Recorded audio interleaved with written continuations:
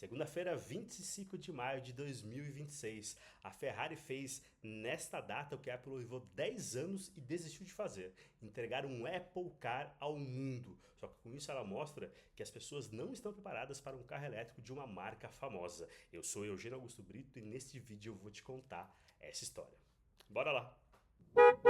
Pois é, nessa segunda-feira a Ferrari apresentou seu primeiro modelo elétrico da história, o Ferrari Luce, que significa literalmente luz em italiano, em Roma, na Città dello Sport, para alguns jornalistas e, claro, convidados especiais da marca. E essa data não foi escolhida ao acaso. Dia 25 de maio, há 79 anos, ou seja, lá em 1947, foi a data da primeira vitória da Ferrari na Fórmula 125S, que foi criado pelo próprio Enzo Ferrari, que tinha se desligado da Alfa Romeo justamente para seguir sua própria trajetória. Aquele modelo lá usava um motorzão V12, bem diferente do Ferrari Luce, que não tem motor a combustão nenhum. E o que a Apple, lá em 2013, criou o que ela chamou de Projeto Titan. O que era o Projeto Titan? Um projeto para fazer um carro revolucionário, um carro feito por uma empresa de tecnologia e totalmente autônomo nível 5, ou seja, não é ter nem volante, no máximo ali pedais de freios, algum sistema de override, ou seja, para a pessoa que estava dentro controlar o carro em algum caso de emergência, mas não teria volante.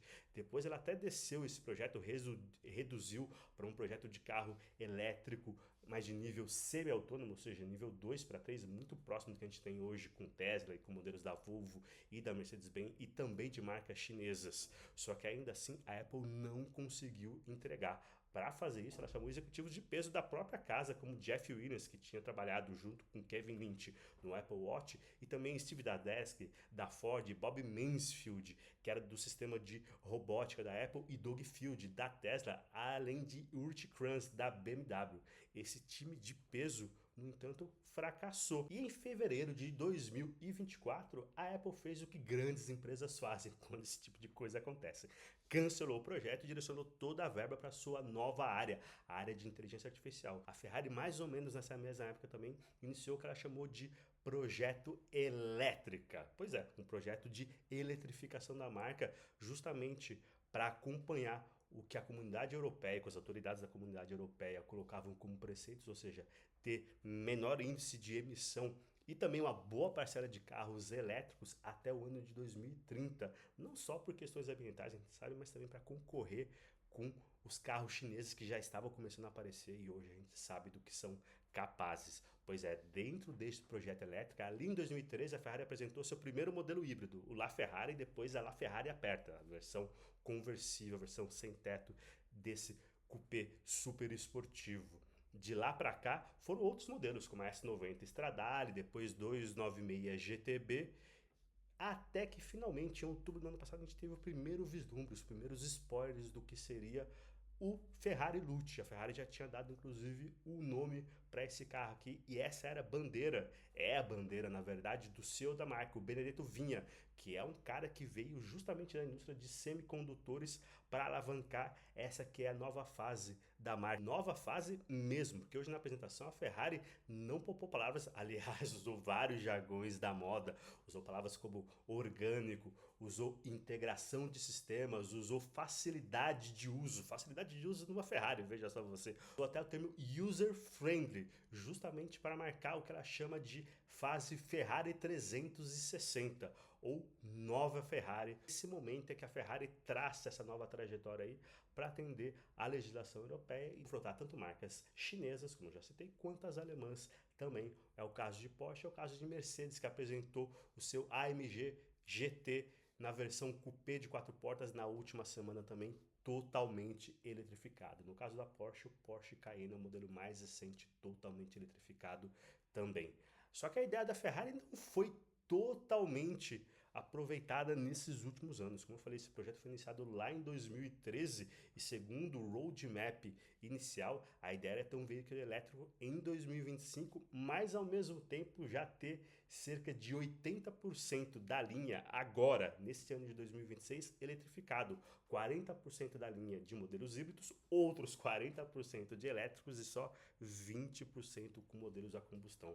Só que como a gente viu há pouco menos de um mês no lançamento aqui no Brasil do Coupé Amalfi, novo modelo de entrada, digamos assim, para o carro que custa 3,5 milhões de reais da marca, essa questão já foi totalmente modificada nesses últimos anos. 7 anos depois do início dos planos da Ferrari, tudo se inverteu. Agora, segundo a própria marca anunciou no final do ano passado, apenas 20% de suas entregas serão eletrificadas até o ano de 2030. O resto vai ser esse equilíbrio, na verdade, entre híbridos e modelos com motor a combustão, seja V8, seja V12. Só que, claro, ela entregou sim suas bases de eletrificação. Tem uma nova área lá em Maranello, um novo e-building, como eles mesmos chamam, ou seja, um prédio inteligente justamente para entregar baterias e motores elétricos, e já fez isso inclusive em projetos vencedores, como é o caso do carro da WEC, o 499P, que é um híbrido de 950 cavalos que usa um motor V6 turbo de 3 litros aliado a um dianteiro elétrico de 272 cavalos para gerar aí no total 950 cavalos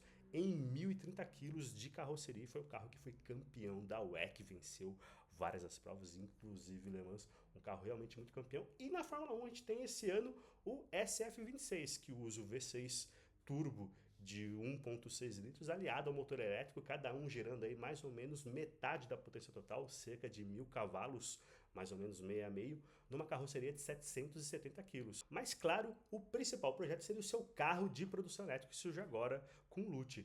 E o que é a Ferrari LUT? Pois é, segundo a própria Ferrari, a ideia não é substituir a paixão que as pessoas têm por V8 e V12, mas criar novas conexões. Olha o termo aí mais uma vez, com que os carros podem oferecer.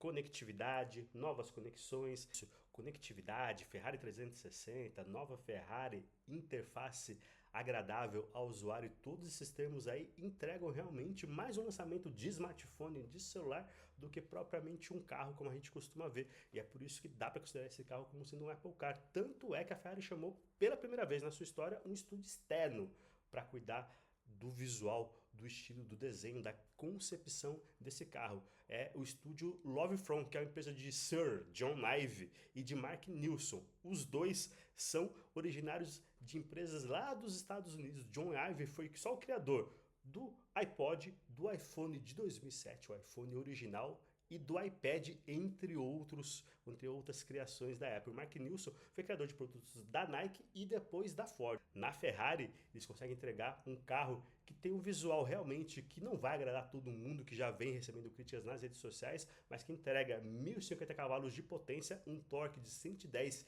quilograma força-metro de 4 motores elétricos, um em cada roda, e que permitem que as rodas sejam autoesterçantes e também cada uma tenha a sua força de regeneração. As baterias são de 122 kWh e tudo isso com uma potência de recarga ali de 350 kW, numa recarga ultra rápida, prometendo 0 a 100 em 2 segundos e meio, ou seja, um pouquinho mais lento que o Mercedes AMG GT de 4 portas mostrado na semana passada, e o 0 a 200 em 6,8 segundos com máxima de 530 km. Na cabine, as soluções que a gente vê são típicas de smartphones e de outros eletrônicos. O vidro é do tipo curvo Gorilla Glass, mais resistente a impactos e que é o mesmo usado em celulares Android, por exemplo.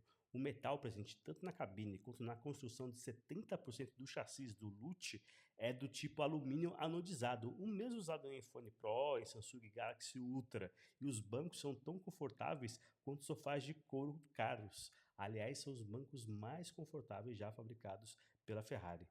Já o volante é um aro simples, como se tivesse saído diretamente dos carros da Ferrari dos anos 80 e 90. Ele traz raios e aletas de troca de marcha também de metal anodizado. E a gente vê o Manetino em sua versão eletrônica. Aliás, o Manetino e as aletas não servem, obviamente, para modos de direção comuns e nem para troca de marcha. Ele serve para reforçar o tipo de entrega elétrica ou de regeneração do Ferrari LUT. O painel de instrumentos e as telas são de OLED fabricados pela Samsung, uma grande fabricante de equipamentos eletrônicos. Mas eles lembram mostradores, de novo, antigos, de carros dos anos 80 e 90, com todo o visual, toda a parte gráfica bem imitando modelos analógicos. Aliás, alças e switches da tela central também são estilo analógico, para que o condutor não tenha que ficar caçando teclas sensíveis ao toque a altas velocidades. E por falar em altas velocidades, os switches são do tipo aeronáutico, assim como o sistema de controle de largada quando o carro já sai com potência e torque máximos, que é feito pisando no freio, mas também puxando um controle do tipo switch que fica sobre a cabeça do condutor, como em aviões ou helicópteros de filmes de ação famosos novamente nos anos 80 e 90. E pela primeira vez num carro da Ferrari, o app controla funções de climatização, de carga de bateria e também de status geral do carro, como já acontece em carros elétricos de outras marcas. As entregas prometem ser iniciadas em outubro, embora a Ferrari ainda precise explicar isso, porque ela disse que já vendeu todos os carros que consegue fabricar até 2027 e o preço já está definido, são 550 mil euros, ou seja, 3,2 milhões de reais na conversão direta. Lembrando que esse é o valor que a Ferrari pede aqui no Brasil pelo cupê tradicional com motor V8 a combustão Ferrari Amalfi, ou seja, a Ferrari conseguiu fazer tudo isso por muito menos do que os 10 bilhões de dólares que a Apple gastou lá no seu projeto, considerando por baixo. Tem fontes aí que falam que a Apple gastou o dobro disso, talvez até mais. A Ferrari, no total, investiu 600 milhões de dólares, ou seja, mais ou menos 500 milhões de euros no projeto do carro elétrico em si, dentro de um aporte total de mais ou menos 4,7 bilhões de euros, ou 5 bilhões e meio de dólares, para o projeto completo de novos modelos num ciclo longo que vai até 2030. Em reais, o nosso dinheiro aqui, dinheiro do dia a dia, isso aí dá mais ou menos 31 bilhões, mas foi menos da metade do que a Apple gastou para fracassar. E aí, o que você achou? É muito dinheiro para um Apple Car, para um Smart Car, para o primeiro modelo elétrico da Ferrari? Conte aí para mim o que você achou desse carro e se gostou desse conteúdo aqui, compartilhe.